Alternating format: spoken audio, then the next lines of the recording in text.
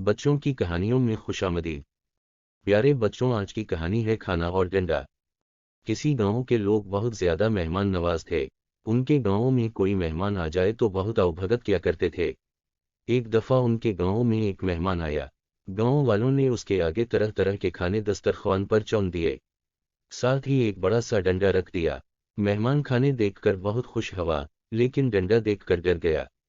मेजबानों से पूछा, ये डंडा क्यों रखा है? इन्होंने कहा, ये हमारी रिवायत है, आप डरे नहीं और खाना शुरू करें। मेहमान अड़ गया कि पहले मुझे डंडे की हकीकत से आगाह करें। मेजबान लाख किस्में खाएं कि उससे आपको कोई नुकसान नहीं होगा, लेकिन मेहमान ने खाना खाने से इनकार कर दिया।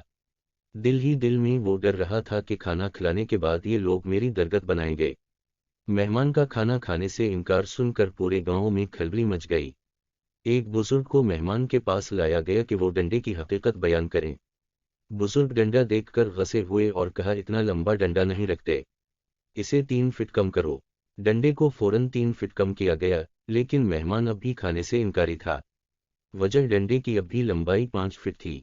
गांव वाले बहुत परेशान हुए। एक और बुजुर्ग जिनकी उम्र 90 बरस होगी उनको लाया गया। वो भी डंडे की लंबाई देखकर आग बबूला हो गए। कहने लगे कि हाथ की लंबाई के मुताबिक छड़ी रखते हैं, उसको कम करो। डंडे कटकर छड़ी के बराबर हो गया।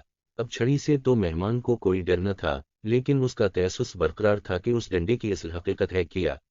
आखिर एक बुजुर्ग को, जिनकी भनूम और पलकों के बाल तक सफेद थे, डंडा डोली करके लाया गया। इन्होंने छड़ी देखी तो बरस पड़े और कहने लगे, प्याली में एक तिनका रखा जाता है ताकि अगर मेहमान के दांतों में गोश्त का कोई रेशा रह जाए तो वो इसे निकाल सके। डंडे की हकीकत जानकर मेहमान ने सुकून का सांस लिया, पेट भर कर खाना खाया और गांव वालों का शुक्रिया अदा करके अपनी राह हो लिया। प्यारे बच्चों, चैनल को लाइक करना मत भूलिएगा।